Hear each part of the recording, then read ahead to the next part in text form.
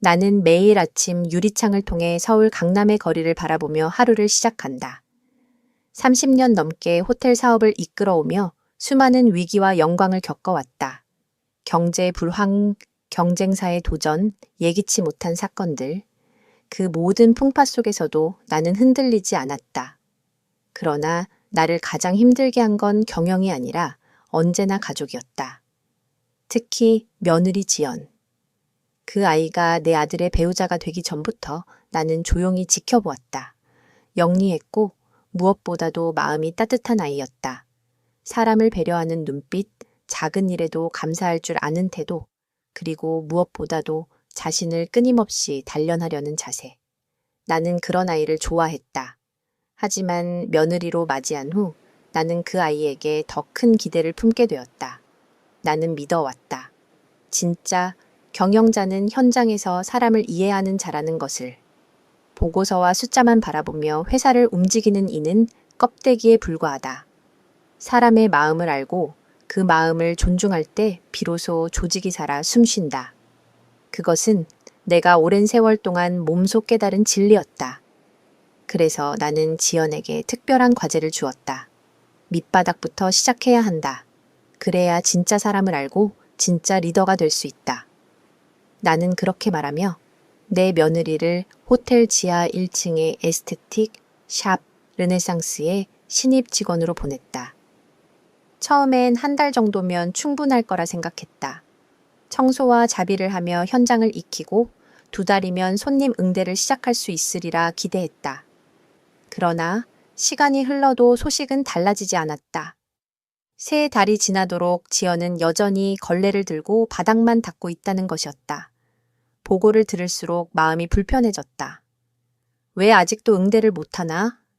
실력이 부족해서 그렇다고 합니다. 실력? 내가 아는 지연이라면 이미 충분하다. 뭔가 이상하다.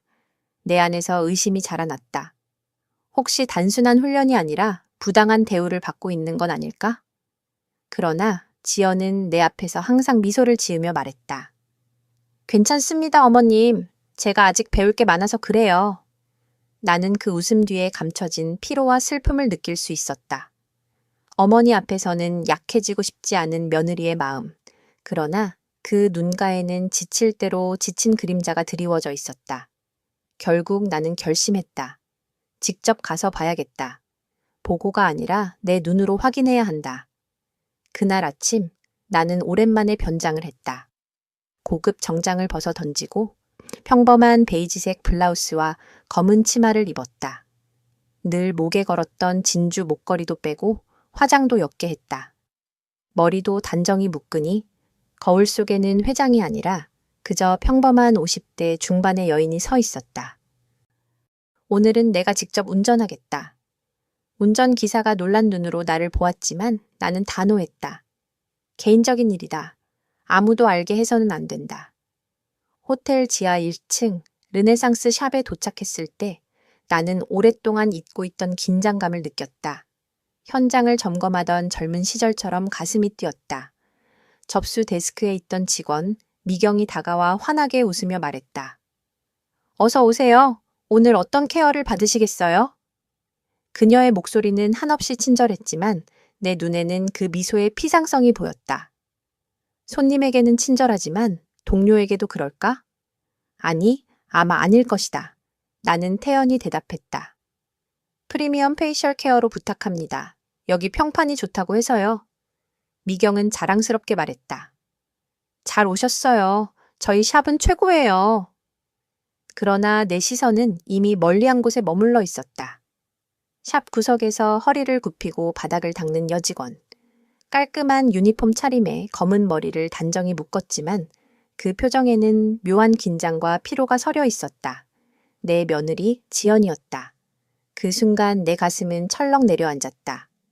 다른 직원들이 손님과 활발히 대화하며 활짝 웃고 있을 때 지연은 혼자서 묵묵히 바닥만 바라보고 있었다. 마치 투명인간처럼 아무도 그녀에게 시선을 주지 않았다.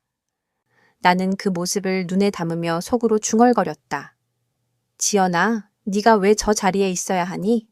나는 상담 테이블에 앉아 자연스럽게 주변을 관찰했다. 화려한 샹들리에, 향초 향기, 정갈이 정리된 침대 시트. 모든 게 완벽해 보였지만 그 화려함 뒤에서 묵묵히 수건을 개고 바닥을 닦는 지연의 모습은 도저히 어울리지 않았다. 잠시 후 샵 원장 박 실장이 등장했다. 그는 내 앞에 앉으며 능숙하게 설명을 이어갔다. 저희 샵은 프리미엄 안티에이징 프로그램으로 유명합니다. 특히 리프팅과 진정 케어를 결합한 코스가 가장 인기 많죠. 나는 그의 말을 흘려들으며 물었다. 저 구석에서 일하는 직원은 새로운 분인가요? 그는 힐끗 지연을 보더니 짧게 웃었다. 아, 저 친구요. 이제 3달 됐는데 아직도 많이 서툽니다. 그래서 잡일만 맡기고 있죠. 3달이라면 이미 기본 응대는 할 수 있어야 한다. 그런데 청소만 시킨다니. 내 속이 서서히 끓어올랐다. 서툴러서가 아니다. 누군가 기회를 주지 않는 것이다. 케어가 시작되자 나는 눈을 감고 누웠다.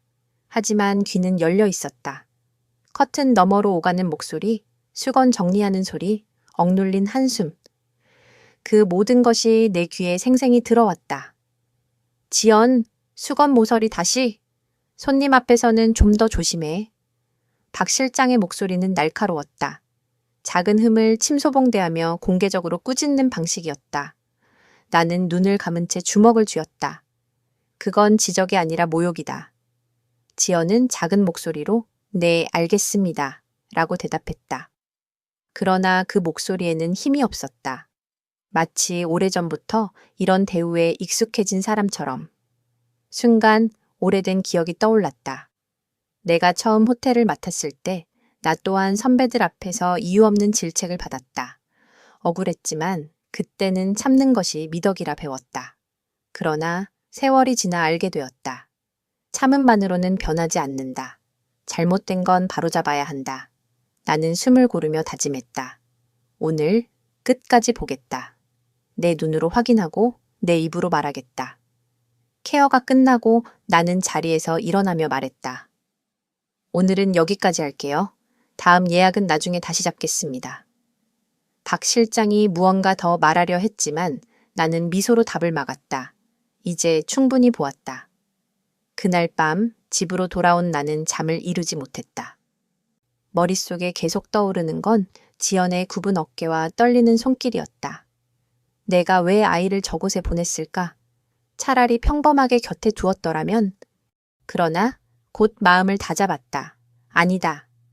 아이는 지금 고통 속에서 진짜 강함을 배우고 있다. 하지만 내가 해야 할 일은 단순히 지켜보는 것이 아니다.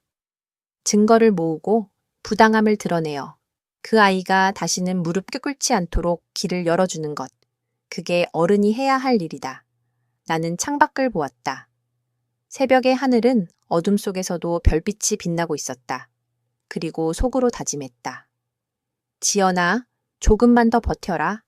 곧 어머니가 나설 것이다. 이번에는 너 혼자가 아니다. 다음 방문은 처음과 전혀 다른 마음가짐으로 준비했다. 나는 이번엔 단순히 보는 손님이 아니라 기억하고 기록하는 목격자가 되기로 했다. 옷차림은 여전히 소박했지만 수첩을 작은 가방에 넣었다. 메모를 하려는 것은 아니었다. 다만 가방 속 묵직한 감촉이 내 결심을 단단하게 해주었다. 엘리베이터 문이 열리자 지하 1층의 공기가 가볍게 바뀌는 느낌이 들었다. 향초의 단내, 미스트 분사기의 차가운 수분, 연마된 바닥 위로 미끄러지는 고무바퀴의 소리. 겉으로는 고급스럽고 세련되었고 어제와 같은 샵이 분명했다. 그러나 내 귀는 이미 새로워져 있었다. 얇은 벽 뒤로 스치는 한숨, 스테인리스 트레이가 부딪힐 때 나는 맑은 소리, 손님을 맞이할 때 직원들이 살짝 올리는 목소리의 톤 차이, 이 모든 미세한 흔들림이 내가 찾는 답을 가리키고 있었다. 어서 오세요. 오늘도 미경이 먼저 다가왔다. 그녀의 미소는 여전했다. 나는 어제와 같은, 그러나 질문은 조금 다른 방식으로 시작했다. 오늘은 리프팅 라인에 진정 라인을 조금 섞어도 될까요? 제가 피부가 예민한 편이라서요. 네, 가능하세요.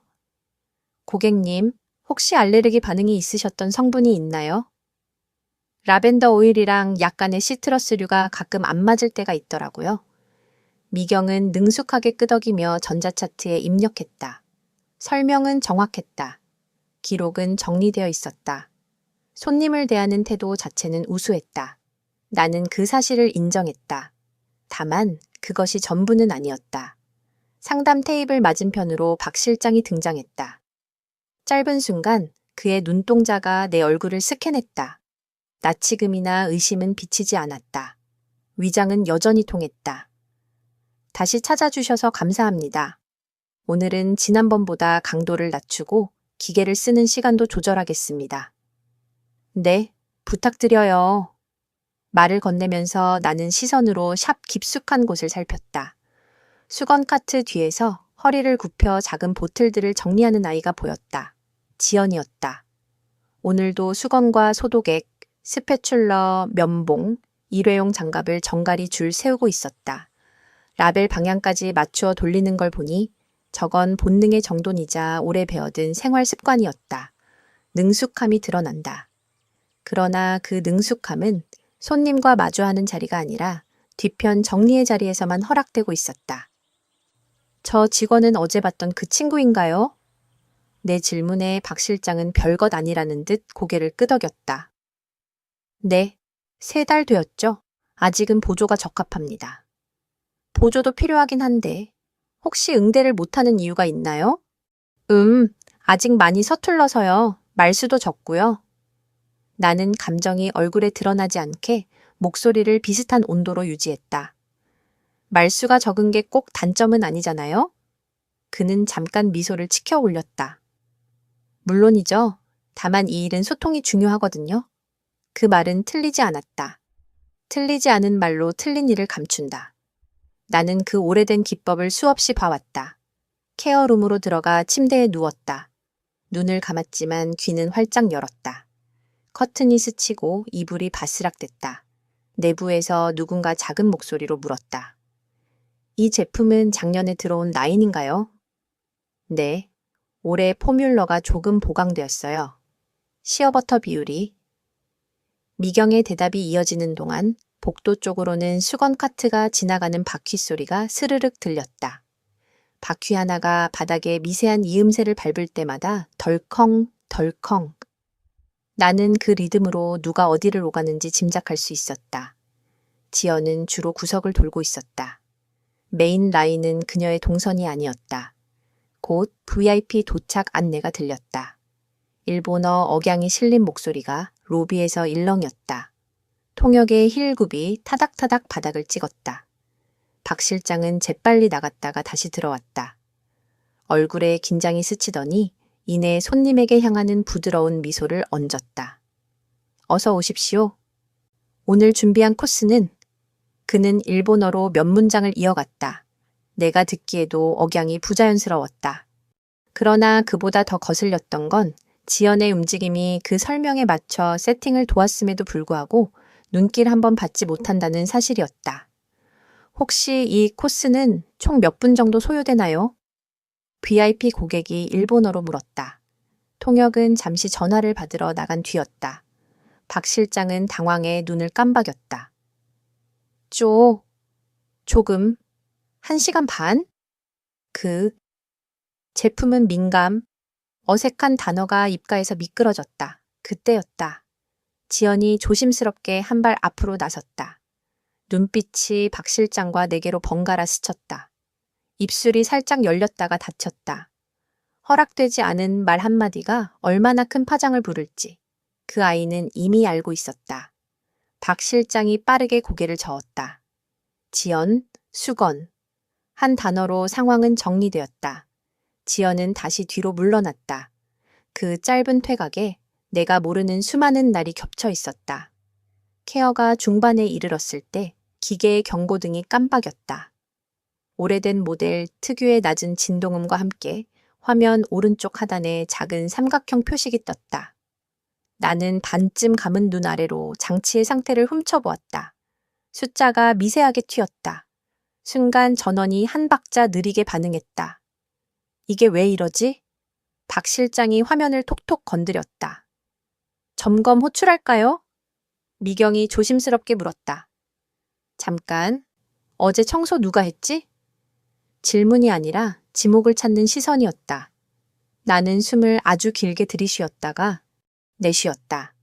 오래전 회의실, 팀장의 작은 실수를 말단에게 덮어씌우던 누군가의 얼굴이 겹쳤다.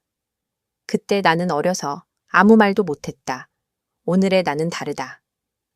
지연, 네가 했지? 저는 주변만 정리했습니다. 기계에는 손대지 않았어요. 그럼 기계가 스스로 고장이 났겠어? 날카로운 말끝이 공기를 갈랐다. 이건 설명을 구하는 대화가 아니었다. 결론을 통보하는 문장이었다. 나는 침대 위에서 손가락을 꽉 쥐었다. 손톱이 손바닥을 파고들었다. 목 안쪽이 뜨거웠다. 고객님, 잠시만 기다려 주십시오. 박 실장이 VIP에게 고개를 숙였다. 그리고 지연에게 시선을 돌렸다. 오늘 VIP 스케줄 망치면 내 책임이야. 당장 손님 앞에서 사과해. 순간 방 안의 공기가 얼어붙었다. 커튼의 스민 향도, 저 멀리 로비의 음악도 내 귀에선 멎었다. 사과가 아니라 무릎이었다. 말의 다음 칸에 도착하기도 전에 뜻은 훨씬 앞질러 있었다. 무릎 꿇고 사과해. 그 한 문장이 곧바로 내 과거를 깨웠다. 젊은 날의 어느 회식 자리, 의자 하나를 둘러싼 싸움, 술잔이 엎질러졌다는 이유로 누군가의 자존심을 꿇게 하던 장면. 나는 그때 말하지 못했다. 내 앞날이 두려웠고 내 가족이 두려웠다. 여러 해가 흐른 뒤에야 알았다. 두려움을 먹고 자란 침묵은 다음 세대의 상처가 된다. 나는 더 이상 그 침묵의 족보를 이어주고 싶지 않았다. 지연의 얼굴이 하얗게 질렸다. 손등이 부들부들 떨렸다. 그녀는 깊게 숨을 들이쉬고 무릎을 굽혔다. 그 작은 관절이 바닥을 향해 내려갈 때 내 시야가 번졌다. 심장이 아프게 졸았다. 이 장면이 우리 집안의 역사로 남게 두어서는 안 된다. 그건 내 아들의 이야기이자 언젠가 태어날 손주의 이야기이기도 했다. 그때 전화벨이 울렸다. 누구의 구조 요청 같았다. 소동이 일면서 장면이 흐트러졌다. 지연의 무릎은 바닥에 닿지 않았다. 다행이라고 해야 하나? 그러나 나는 안다. 닿지 않은 무릎도 상처를 남긴다. 마음은 이미 바닥에 닿았다가 겨우 일어난 것이다. 케어가 끝난 뒤 나는 아무 말 없이 계산을 마쳤다. 박 실장은 깍듯하게 인사를 했고 미경은 다음 예약을 권했다. 나는 웃으며 날짜를 미루었다. 지금은 내 감정을 쏟아낼 때가 아니었다. 감정은 장면을 바꾸지만 증거가 변화를 지속시킨다. 오래 경영을 하며 배운 5만 가지 원칙들 중 오늘 나를 붙잡은 문장 하나였다. 문을 나서며 나는 눈으로 최소 5가지를 기억했다. 첫째, 경고등이 켜진 시간, VIP 입실 후 28분 내외. 둘째, 장비 화면 오른쪽 하단의 삼각형 표식, 온도 센서 오류로 보였다. 셋째, 박 실장의 첫 반응, 점검 호출보다 책임 지목. 넷째, 지연의 동선, 기기와 1km 이상 거리를 유지. 손에 닿은 도구는 수건과 소독 티슈뿐. 다섯째, 무릎이라는 단어가 사용된 타이밍. VIP 고객이 지켜보는 앞, 통역이 자리를 비운 틈. 정원으로 걸어 나왔다. 저녁 공기가 귓불을 스쳤다. 분수대의 물줄기가 일정한 홀을 그리며 떨어졌다. 나는 벤치에 앉아 양손을 무릎 위에 올렸다. 손끝이 아직도 떨렸다. 며느리를 불렀다. 그녀가 도착했을 때 나는 자리에서 일어나 반가운 척도 놀란 척도 하지 않았다. 대신 조용히 옆자리를 손으로 가리켰다. 어머님, 그 아이가 앉으며 내 얼굴을 살폈다. 오늘 혹시 그래, 내가 봤다. 짧은 문장 하나가 아이의 눈빛을 흔들었다. 체면이라는 두꺼운 종이가 찢어지는 소리가 들리는 듯했다. 지연은 조심스럽게 물었다. 제가 약해서일까요? 아니, 네 잘못이 아니다. 내 목소리가 이상하리만치 낮고 단단했다. 오늘 내가 본 건 교육이 아니라 갑질이었다. 사람을 키우는 말이 아니라 사람을 꺾는 말이었다.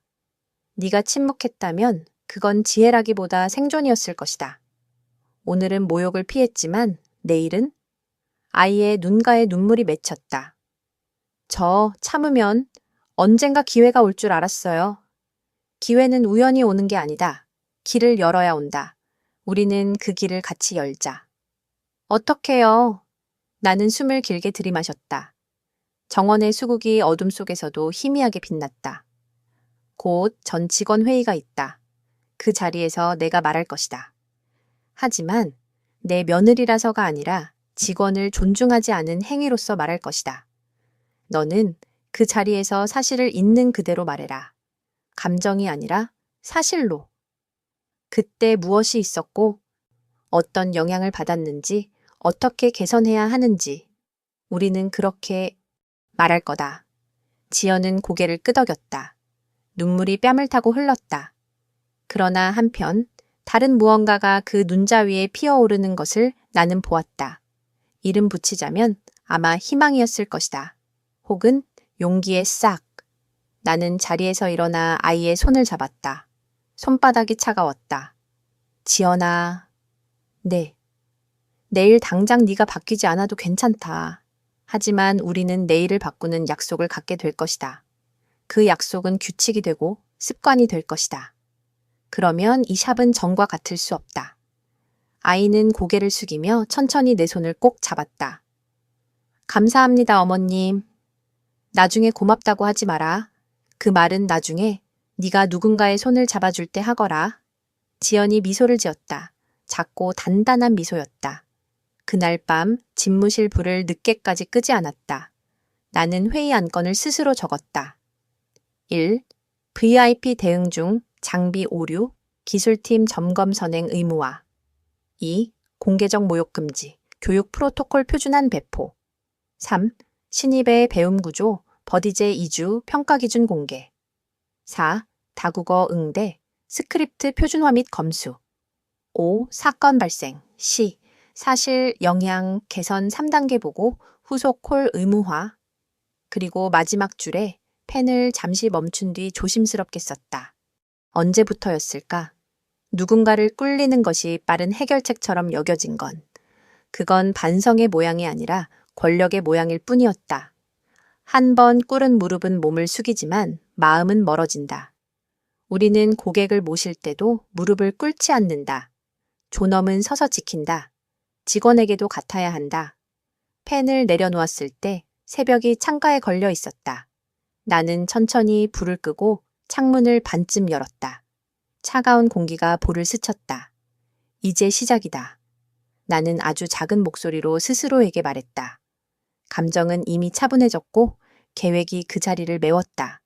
내일은 내일의 광장이 있을 것이다. 그 광장에서 나는 이름을 밝히고 사실을 말할 것이다. 그리고 누군가는 그 사실의 무게 앞에서 고개를 숙일 것이다. 그러나 누군가의 무릎을 꿇게 하지는 않겠다.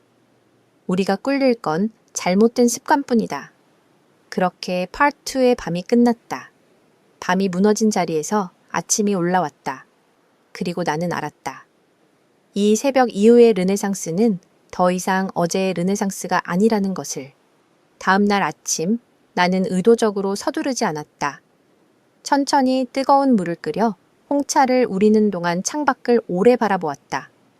유리창에 박힌 아침 햇살이 비스듬히 책상으로 흘러들었고 잔 위로 맺힌 김은 얇은 비단처럼 흔들렸다.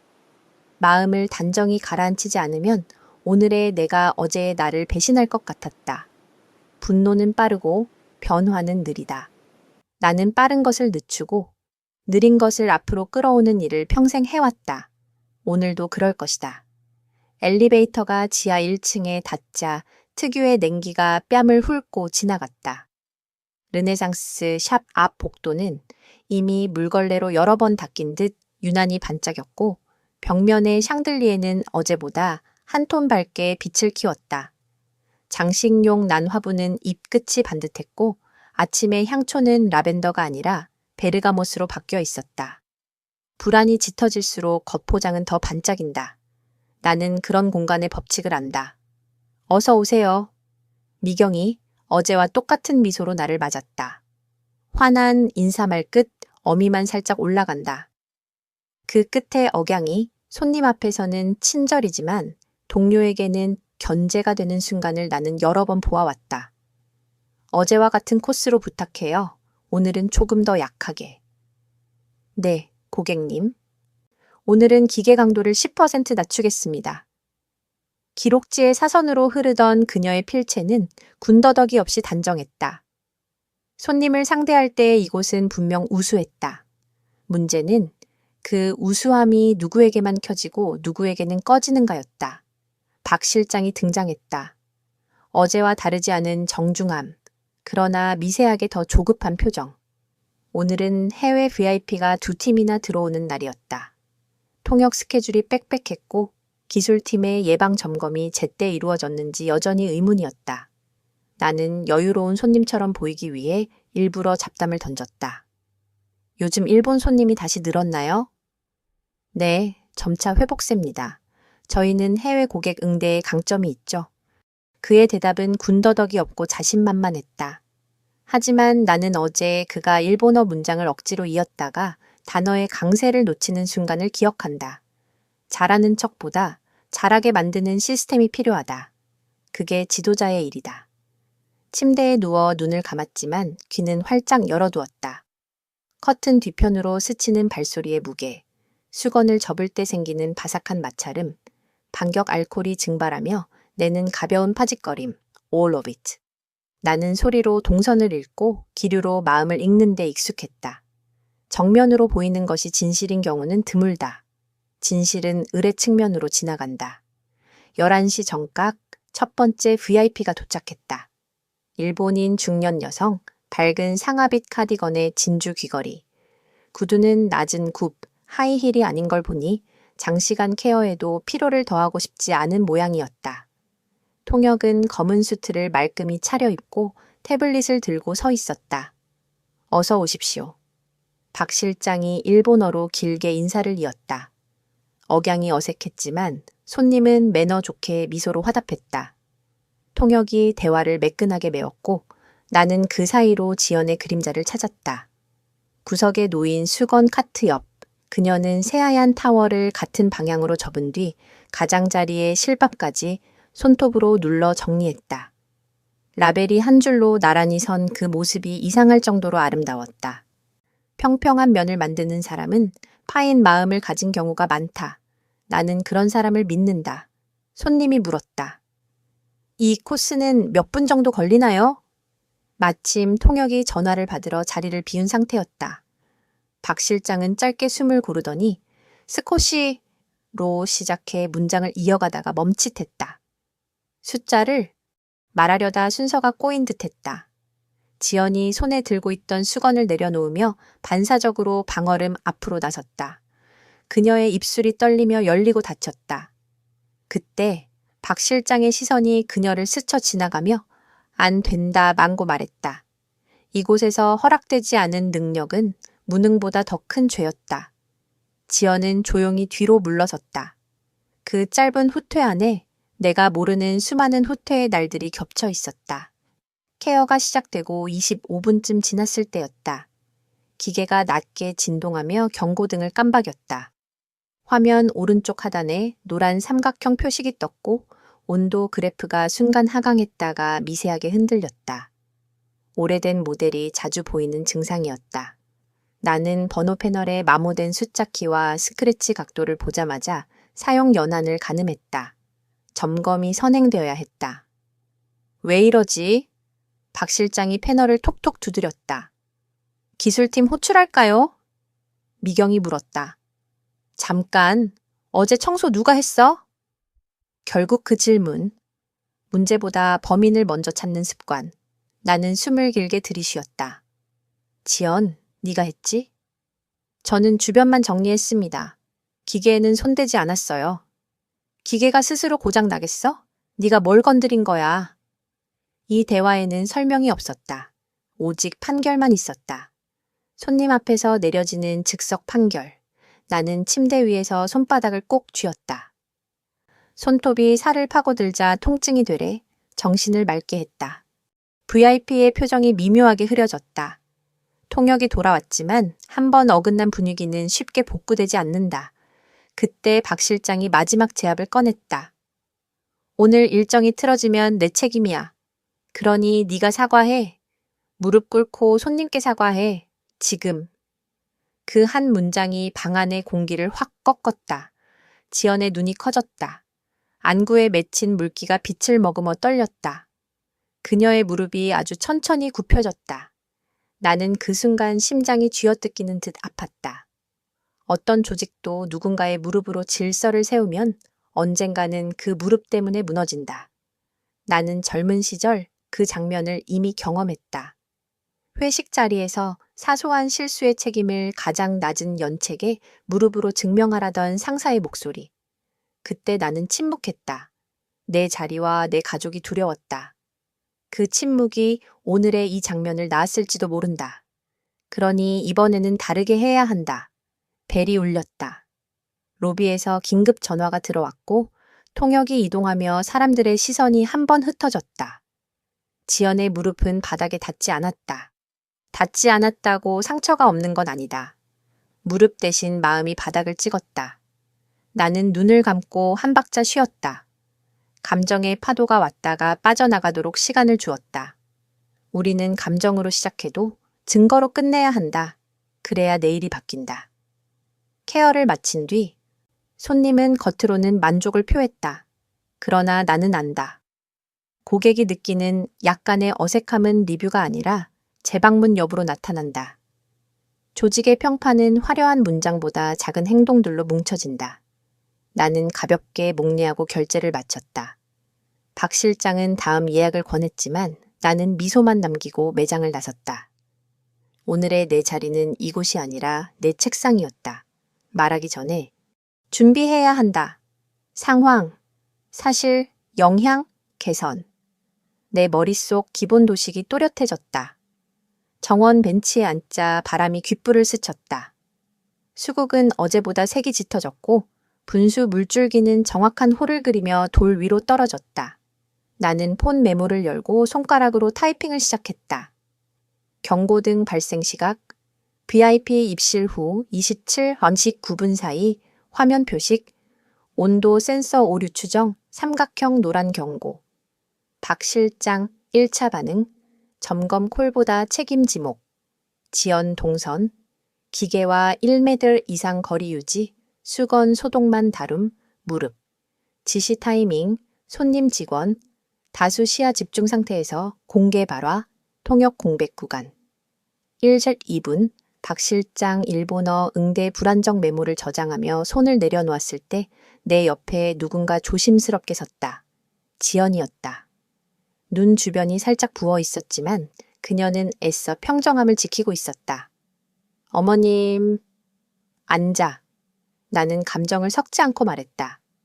누군가의 억울함을 풀어줄 때 내 분노는 종종 방해가 된다. 그를 위로하는 만큼 사건을 흐릿하게 만든다. 오늘은 따뜻한 말보다 정확한 말이 먼저였다. 오늘 일 내가 다 봤다. 그리고 기록했다. 그 말에 지연의 어깨가 아주 조금 내려갔다. 안도와 부끄러움, 분노가 뒤섞인 표정이었다. 제가 더 잘했어야 했을까요? 참았어야 했나요? 아니면 말했어야 했나요? 네가 오늘 한 선택은 최선이었다. 네가 참은 것은 겁이 아니라 판단이었다. 하지만 내일은 다르다. 내일은 우리가 말할 거다. 침묵하지 않고 과장하지도 않고. 나는 천천히 설명했다. 전 직원 회의가 열린다. 그 자리에서 나는 회장으로서 사실을 말할 것이다. 누가가 아니라 무엇이 문제였는지. 그 다음에는 네가 말해라. 그때 무엇을 보았고 어떤 영향을 받았는지, 어떻게 개선해야 하는지를. 울지 말고 최대한 짧게, 그러나 선명하게. 지연은 고개를 끄덕였다. 손등이 아직 차가웠다. 무섭지? 조금, 하지만 어머님이 계셔서. 그 짧은 대답에 나는 웃음이 났다. 누군가의 용기는 누군가의 손에서 자란다. 오늘 그녀의 용기는 내 손에서 자랐고, 내일 누군가의 용기는 그녀의 손에서 자랄 것이다. 밤이 깊어질 즈음 나는 집무실에 앉아 회의 안건을 정리했다. 책상 스탠드 불빛이 서류 위에 또렷한 원을 만들었다. 말은 비처럼 떨어져야 한다. 어디를 비출 것인지 정하고 그 밖은 과감히 두어야 한다. 나는 문장들을 손질했다. 1. 장비 오류, 기술팀 예방 점검 표준화, 사용 로그 기록 의무화, 토이트, 공개 모욕 금지, 교육 프로토콜 개정, 사실 영향 제한 피드백 방식 명문화, 3. 신입 학습 구조, 버디제 2주 플러스 체크리스트 기준 공개, 중간 점검 인터뷰, 4. 다국어 응대, 스크립트 검수 및 실연 테스트, 필요시 외부 강사 교육, 5. 사건 보고, 그날 기록이길 후속 콜 주간 리포트 공유, 책임 전가 금지, 6. 무릎, 금지, 윤리규정 삿 2기 1, 조신설, 모든 공개적 굴복 강요 행위 포함. 그리고 가장 아래 작은 글씨로 한 줄을 더 적었다. 사람은 존중받을 때 배운다. 두려움으로 굴리는 조직은 오래가지 않으며 존엄으로 서는 조직은 오래간다. 펜을 내려놓자 손끝에서 묵직한 피로가 올라왔다. 그러나 마음은 담담했다. 내가 내일 할 일은 분명했다. 이야기의 무게를 제도의 무게로 바꾸는 일. 개인의 상처를 한 사람의 눈물로 끝내지 않고 다시는 같은 상처가 생기지 않도록 구조를 손보는 일. 스탠드를 끄기 전 마지막으로 모니터에 회의 자료 파일명을 저장했다. Renaissance, I restore, dignity, 불위완전 pep ptx. 이름을 붙이는 순간 나는 겨우 숨을 길게 내쉬었다. 이름은 약속이다. 나는 내일 그 약속을 이행할 것이다. 창문을 반쯤 열자 밤 공기가 들어왔다. 도시의 먼 소리가 낮게 깔렸다. 나는 속으로 아주 조용히 중얼거렸다. 지연아, 내일은 서서 말하자. 우리 둘 다. 그리고 모두가 듣게 하자.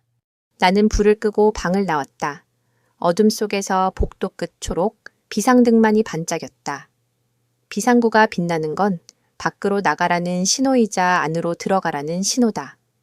내일 우리는 문을 연다. 밖으로는 손님을 향한 길을, 안으로는 사람을 향한 길을.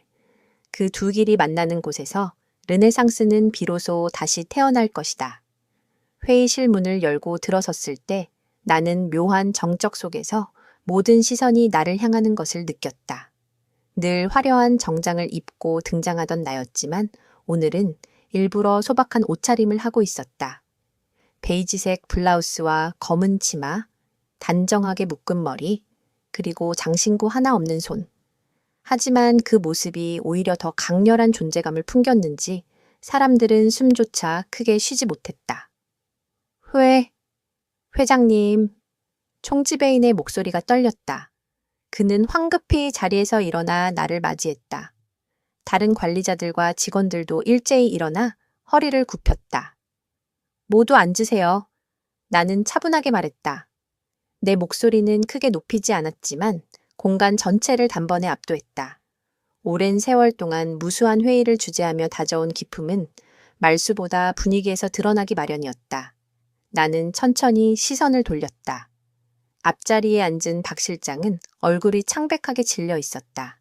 식은 땀이 이마를 타고 흘러내리고 있었고 손은 떨려 종이를 붙잡지 못하는 듯 보였다. 불과 몇 분 전까지만 해도 그는 당당하게 VIP 행사 성과를 자랑하며 잘못은 신입 직원에게 돌리고 있었다. 그러나 지금 그는 한낱 죄인처럼 움츠러들어 있었다. 박 실장. 내가 이름을 불렀다.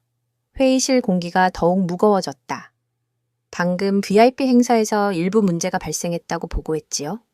예, 회장님.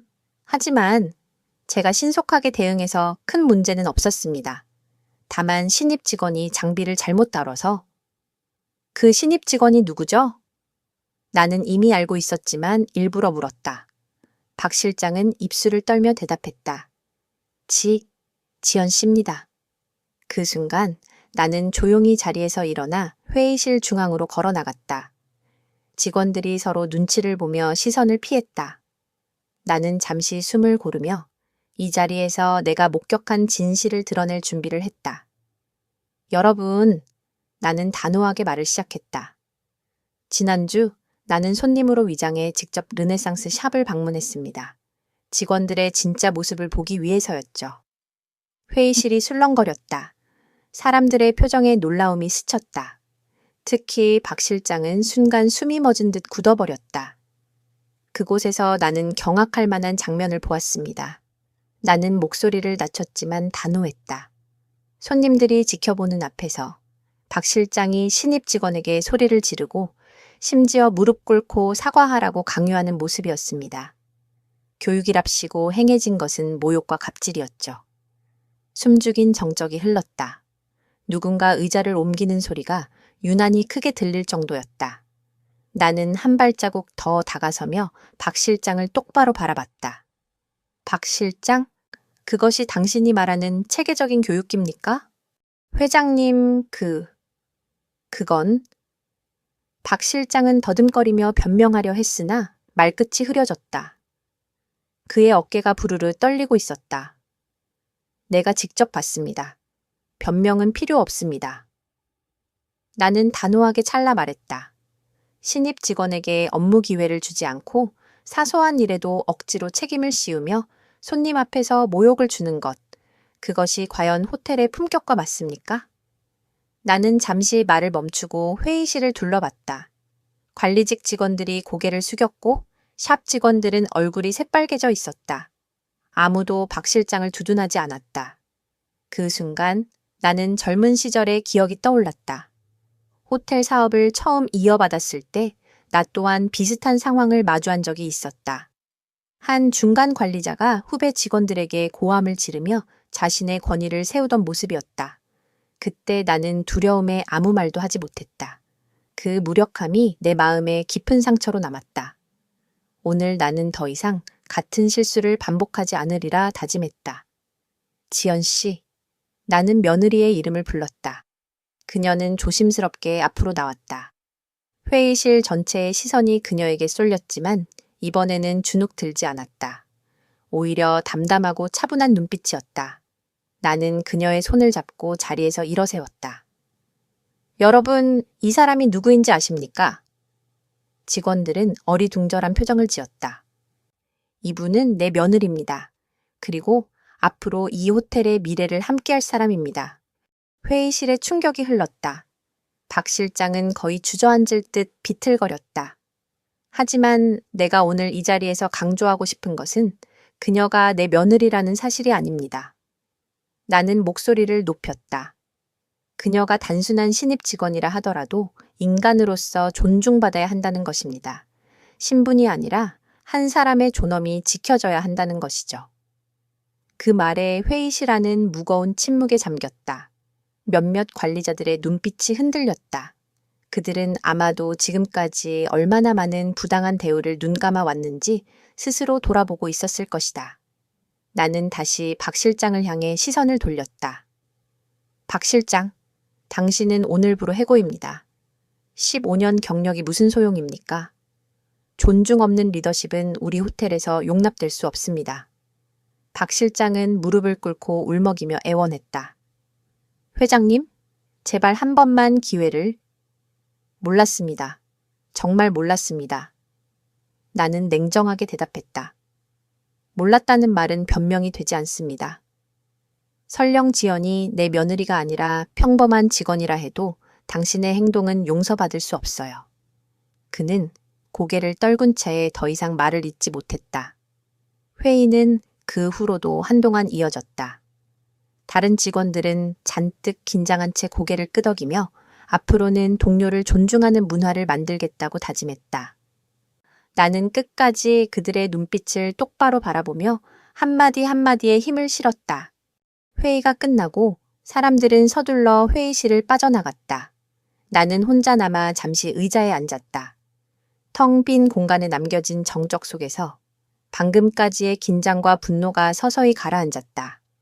하지만 가슴 깊은 곳에서는 묵직한 감정이 여전히 파도처럼 일렁이고 있었다. 나는 속으로 다짐했다. 이제 시작이다. 지연이가 더 이상 모욕받지 않도록, 그리고 이 호텔의 모든 직원들이 존중 속에서 일할 수 있도록 내가 끝까지 지켜내리라. 그 순간 창밖에서 노을빛이 회의실 안으로 길게 드리워졌다. 마치 새로운 시작을 알리는 듯 붉고 따스한 빛이 내 눈가에 스며들었다. 회의실에서 박 실장의 해고를 공식적으로 선언한 후 공기는 무겁게 가라앉았다. 사람들의 얼굴에는 여전히 충격이 남아 있었고 몇몇 직원은 고개를 숙인 채 손가락을 꼼지락거렸다. 나는 마지막까지 침묵을 지키며 회의실을 천천히 걸어 나왔다. 문이 닫히자 안도의 한숨이 절로 새어나왔다. 수십 년 동안 수많은 위기를 겪어왔지만 오늘처럼 내 피가 끓는 경험은 오랜만이었다. 박 실장은 결국 보안 요원들에게 이끌려 나갔다. 그가 짐을 챙기며 흐느끼는 모습을 멀리서 본 직원들이 술렁였다는 이야기를 들었다. 하지만 나는 눈길조차 주지 않았다. 누군가를 오래 함께 일했다고 해서 무조건 지켜줘야 하는 것은 아니다. 15년의 세월보다 더 중요한 건 어떻게 사람을 대했는가였다. 그는 그 기본을 잃었다. 며칠 뒤 샵은 눈에 띄게 달라졌다. 예전에는 공기 속에 묘한 긴장감이 감돌았다. 직원들이 서로를 감시하듯 눈치를 보고 박 실장의 표정 하나에 분위기가 오르락내리락 했다. 그러나 이제는 조금씩 숨통이 트이는 듯 했다. 아침 회의에서 직원들이 주저하지 않고 의견을 내기 시작했고 신입 직원들도 더 이상 구석에만 서 있지 않았다. 나는 그 변화의 중심에 지연이 있다는 것을 알고 있었다. 아직은 서툴렀지만 그녀는 직원들을 따뜻하게 챙기며 차근차근 신뢰를 쌓아갔다. 처음엔 선배 직원들조차 멀뚱히 바라보기만 했지만 시간이 지날수록 그녀의 진심이 전해졌다. 실수를 저지른 후배에게 괜찮아요. 누구나 처음은 그래요. 라고 말하는 그녀의 목소리를 들었을 때 나는 눈시울이 붉어졌다. 불과 몇 주 전만 해도 눈물을 삼키며 혼자 청소를 하던 아이가 이제는 다른 사람을 위로하는 존재가 되다니. 그러나 솔직히 말하자면 내 마음속엔 아직 두려움도 있었다. 지연이 너무 빨리 책임을 짊어지는 것은 아닐까? 나의 결정이 그녀에게 지나친 부담을 주는 건 아닐까? 30년 가까이 이 호텔을 이끌며 수많은 밤을 뜬 눈으로 지사은 내 과거가 떠올랐다. 어떤 날은 고객의 불만 하나에 회사 전체가 흔들리는 것 같았고 어떤 날은 내부 갈등 때문에 잠시라도 눈을 붙일 수 없었다. 그 고통을 지연이 온전히 겪게 하고 싶지는 않았다. 그럼에도 나는 알았다. 그녀는 이미 충분히 단단해지고 있었다. 진정한 리더십은 책상 앞에서 배우는 것이 아니라 고통 속에서 몸으로 체득하는 것이다. 그리고 지연은 바로 그 과정을 지나고 있었다. 며칠 후 나는 일부러 샵을 다시 찾았다. 이번에는 회장으로서의 위엄을 숨기지 않고 당당히 들어섰다. 직원들은 일제히 자리에서 일어나 인사를 했다. 그들 눈빛에는 두려움이 아니라 존경이 담겨 있었다. 나는 곧장 지연을 찾았다. 그녀는 고객 응대를 마치고 나와 내 앞에 서 있었다. 어머님. 그녀가 작게 속삭였지만 이번에는 눈빛이 흔들리지 않았다. 나는 고개를 끄덕이며 말했다. 잘하고 있구나. 짧은 말이었지만 그 순간 그녀의 눈가에 눈물이 맺혔다. 나 또한 가슴이 벅차올라 더는 말을 잇지 못했다. 이후 샵의 평판은 눈에 띄게 좋아졌다. 고객들은 직원들이 한층 친절해졌다고 칭찬했고 서비스 만족도가 급격히 올랐다. 작은 변화가 큰 파장을 불러온 것이었다. 나는 보고서를 통해 그 사실을 확인하면서도 보고서 너머에 담긴 지연의 노력이 눈에 선하게 보였다. 밤이 깊어 모두가 잠든 시간, 나는 홀로 사무실에 앉아 창밖을 바라봤다. 화려한 도시 불빛 아래에서 나는 스스로에게 물었다. 나는 이제 무엇을 남길 것인가?